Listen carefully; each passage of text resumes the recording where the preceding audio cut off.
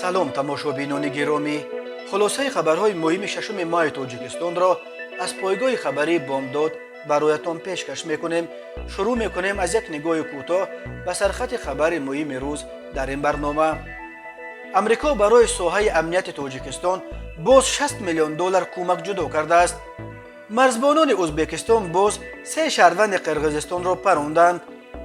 хонаи Амриддин Алувашоевро дар Рошқалъа чапа карданд. қадами Қурбон гуфт 4 моҳ боз бемори бистарист ва барои табобат ба пул ниёз дорад.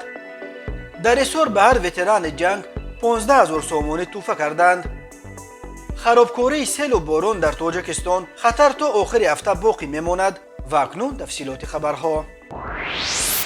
муовини сафири амрико дар душанбе Бриҷит Уокер гуфт, амрико дар 2 соли оянда барои соҳаи амнияти Тоҷикистон беш аз $60 миллион кӯмак ҷудо мекунад. аз соли 1992 то ин ҷониб иёлоти муттаҳида ба Тоҷикистон барои таъмини амният ба маблағи беш аз $330 миллион кӯмак расонидааст. ҷамъи умумии кӯмакҳои амрико ба Тоҷикистон дар 30 соли охир $1.8 миллиард ташкил медиҳад.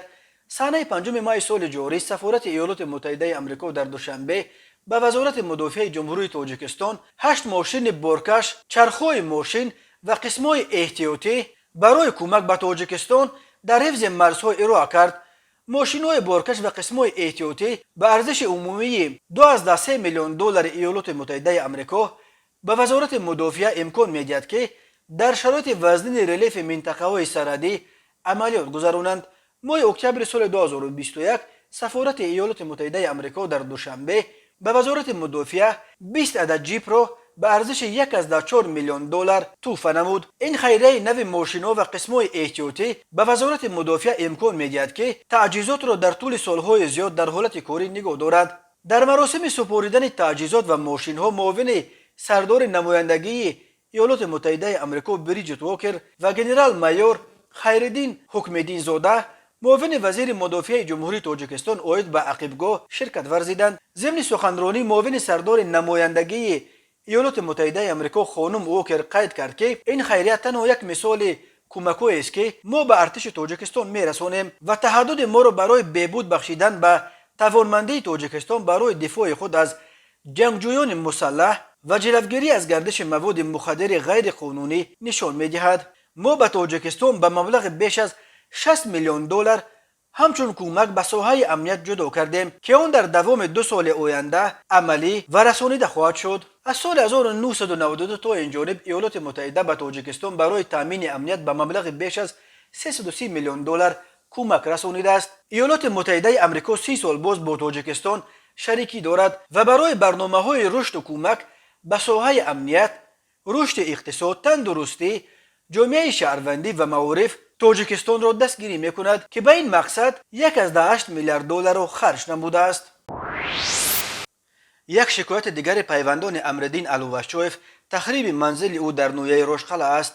София Муминшоева, ҳамсари Алувашоева, ба Радиои Озодӣ иддао кард, ки охири моҳи марти имсол мақомот манзили навбунёди онҳоро вайрон карданд. ин хонаро мо давоми 7 сол сохтем. тамоми корҳои лозимӣ барои сохтмонашро дар даст доштем. баъди гузаштани ин қадар вақт ғайриқонунӣ дониста шудааст. то ин лаҳза на амният, на додгоҳ ва на ҳукумати маҳалла гӯё ин хонаро намедиданду дар як лаҳза ғайриқонунӣ дониста шуд. магар ин кори одилона аст? мепурсад София Муминшоева. тибқи иттилои дарёфтии Радиои Озодӣ, мақомот далел оварданд, ки хонаи Алувашоев дар ҳудуди як мактаби ноҳияи Рошқалъа ҷой дошта ва як масъули идораи заминсозӣ онро ғайриқонунӣ фурӯхтааст. Осмон Одилов, собиқ масъули идораи заминсози ноҳияи Рошқалъаро гӯё ба ин далел ба 8 соли зиндон маҳкум карданд.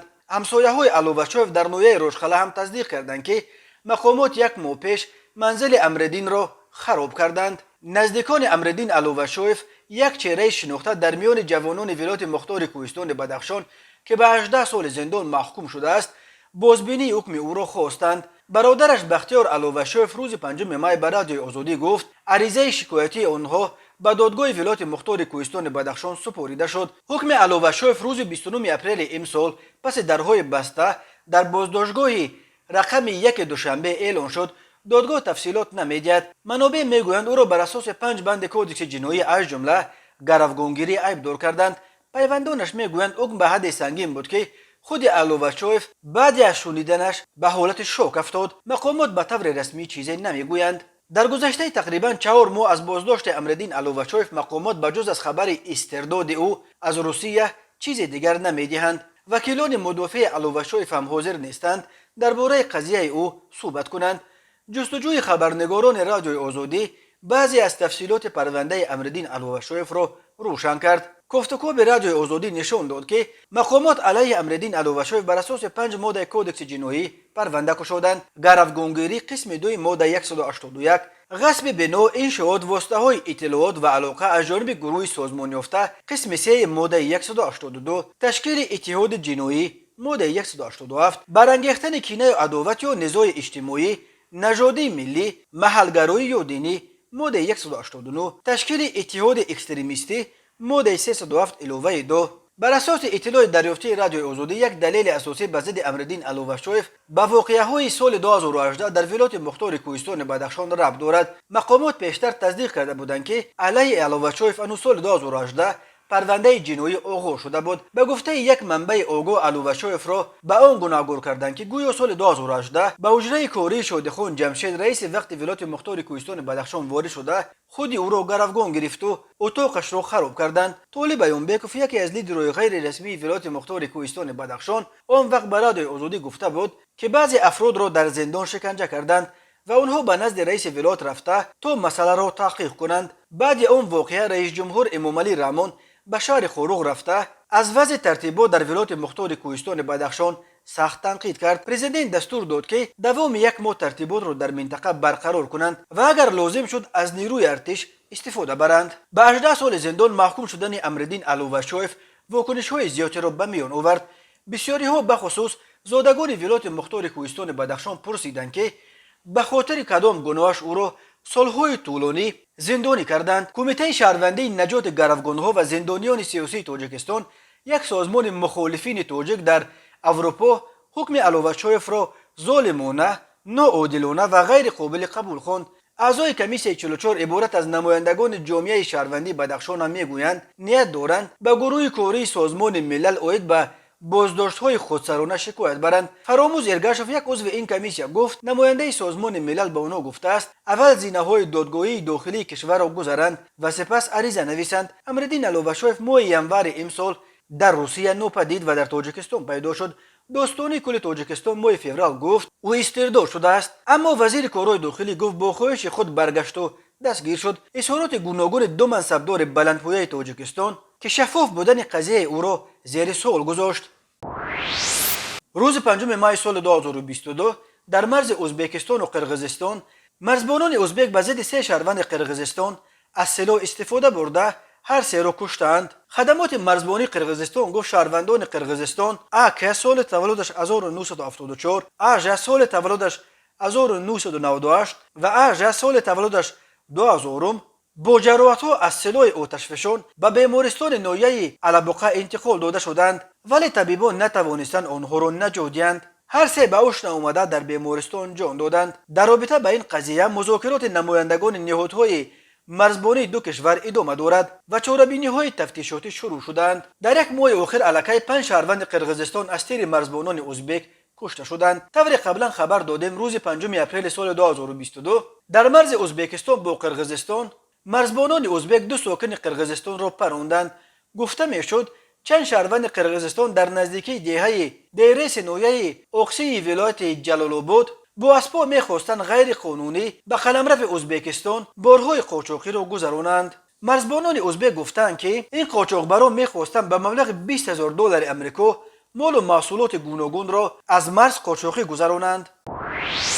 قدم قربان، آوازخوان و شیرینکار خلقی از جماعت چگم ناحیه شمس‌الدین شاهین به بیماری سخت گرفتار شده است و برای طبابت در خارج از تاجیکستان به کمک مالیوی مخلصانش احتیاج پیدا کرده است. در این باره شیرینکاران گروه عربشاه با رهبری قربان نعمتوف که وقتهای آخر بیشتر به بلاگری و راه اندازی معرکه‌های خیریه مشغولند، با نشر ویدیوی عیادتشان از قدم قربان خبر دادند. قدم قربان فعلا در خانه دخترش در ناحیه واسه قرار داشته است، چون که به گفته او و همسرش منزل آنها در یک دهه دوردست جماعت چگم جایگیر شده در صورت پیش آمدن ضرورت عاجل بردن او از آنجا به یگان مرکز طبی خیلی مشکل بود. قدم قربان در صحبت با گروه عربشاه نقل کرده است که 4 ماه باز خوب است و از درد قسمت راست شکمش چنان مینالد که حتی درست خیستن یا نشستن نمیتواند. او گفته است طبیبان جمهوری تا حال نتوانستند بیماریش را مشخص کنند و توصیه دادند که برای تشخیص و طبابت به خارج برود. همسر قدم قربان اشک در چشم نقل کرد که در وقتهای آخر به مشکلات سخت مولوی گرفتار شدند و حتی 4 ماه باز شکر ندارند و نان را در چای تر کرده میخورند. قدم قربان از آن شکوه کرده است که پیش شماره دوستانش در کلکولیاتور نمیگنجید، ولی بعد از پا افتادنش دید که دوستی هم قریب نداشته است، چون که از آن خیله بزرگ امروز تقریبا کسی به عیادتش نمیآید. برخی بیانند که چنین آوازخوان شناخته چون قدم دچار مشکلات مولوی شده باشد باور ندارند، ولی آنهایی که قدم قربان را از نزدیک و خوب میشناسند میگویند او یک آدم ساده و زود باور است و از این رو در حالی که دیگران از حساب ویدیوهای او در اینترنت میلیون ها تماشابین جمع آوردند و پول خوب هم کار کردند، به خود قدم از این همه شهرت ترانه ها و ویدیوهاش تقریبا یگان درهم هم نرسیده است. قدم قربان یک آوازخوان تویگرد از جماعت چگم در سالهای آخر به طرز عجیب ترانه خوانیش شهرت زیاد پیدا کرد. او از جمله در وقت هنرنماییش از پیستلت به هوا تیر خالی میکند و هنگام خواندن یک دویت با زینب که قدوی قدم قربان هم بوده است، زینب آواز اسب را تقلید میکند. برخی ترانه های او در اینترنت چندین میلیون تماشابین پیدا کردند.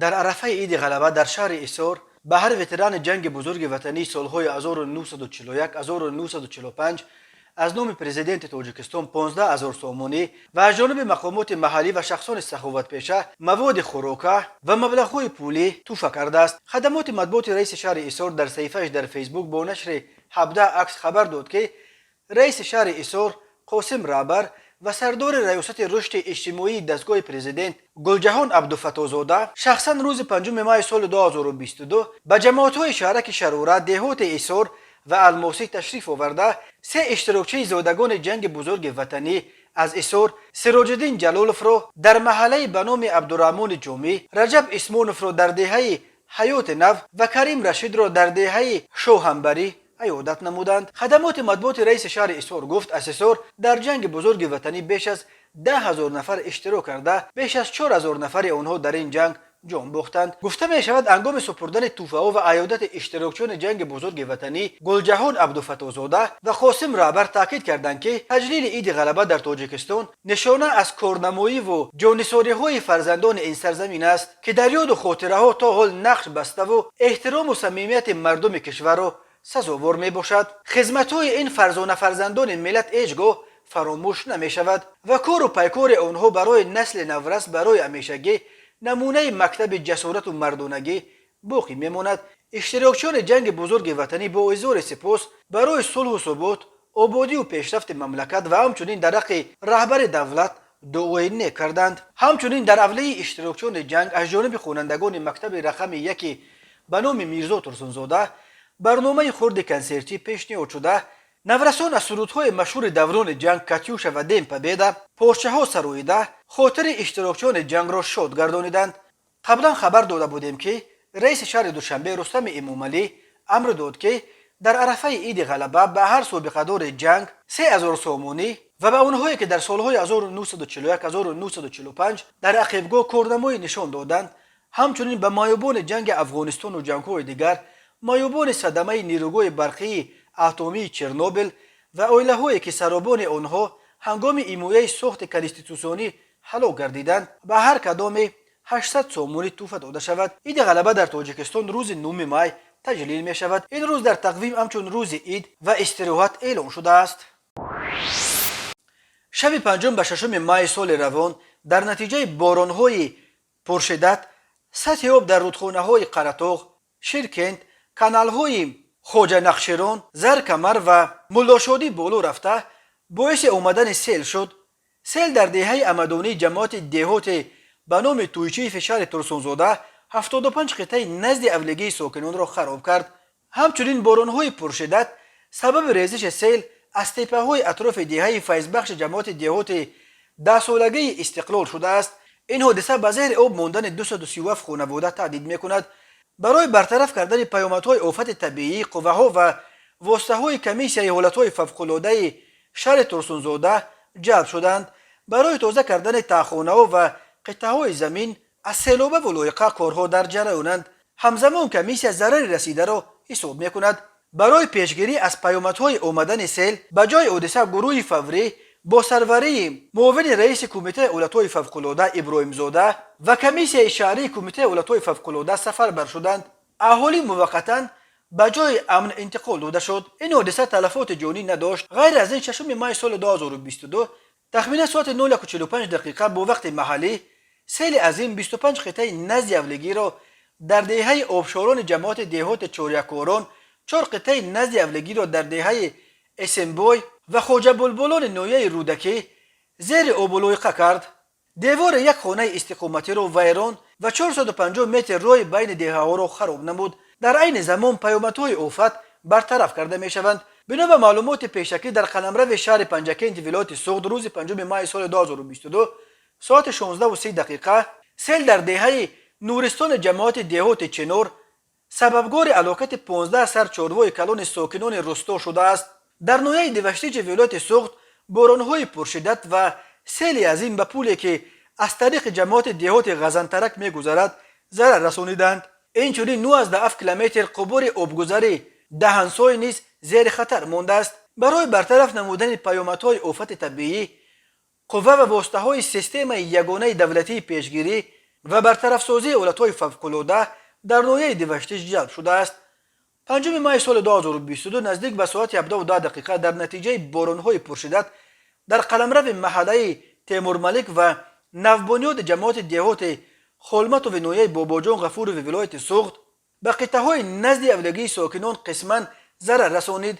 این ضرر از جانب کمیسیای حالت‌های فوق‌العاده حساب می‌شود.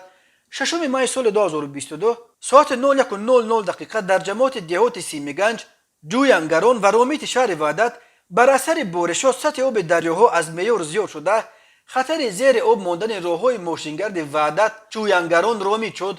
در نتیجه این حدود 1 کیلومتر راه ماشینگرد از لایابه و سنگورک پر شد. ساعت 03:50 دقیقه با وقت محلی با یاری کارمندان شعبه کمیته حالت‌های فوق‌العاده در شهر وحدت خدمات راه پیامدهای این حادثه برطرف شد و حرکت ماشین‌ها قسماً از سر گرفته شد. بنا به معلومات اگنتی هواشناسی تاجیکستان هوای نااستوار سیربارش تا آخر هفته در قلمرو کشور باقی میماند. یادآور میشویم که در حالت رخ دادن حالت‌های فوق‌العاده شهروندان میتوانند به تأخیر و فوری با رقم 112 و یا به قسم نوبتداری به شماره‌های 93 880 2819 223 1311 مراجعت نمایند. اردشیر بهادر صحنه تولدش 26 آگوست سال 2007 ساکن شهر پنجکین کوچه تریشکوو خواننده صنف 8 مکتب میانه رقم 15 روز 4 ماه ساعت 10 از مکتب برآمده به سمت نامعلوم رفته است و دیگر برنگشته است. نزدیکان اردشیر که 3 ماه بعد به سن 15 میرسد از همه شما خواهش میکنند که اگر درباره در کجا بودن او معلومات دارید و یا تصادفاً او را دیده باشید با رقم‌های زیرین خبر دهید: 992 92 907 48 84 992 92 716 25 12 992 00 788 0047. نزدیکان اردشیر وعده دادند به آنهایی که درباره کجا بودن جگربند آنها معلومات میدهد مکافات هم خواهند داد. تماشابینان عزیز و گرامی، این بود مرور به خلاصه چند خبر مهم امروز تاجیکستان. خبر و گزارش های بیشتر از تاجیکستان و درباره تاجیکستان و اطراف آن را در سامانه پایگاه خبری بامداد در این نشانه پیگیری نمایید: www.bomdad.com. خوش باشید.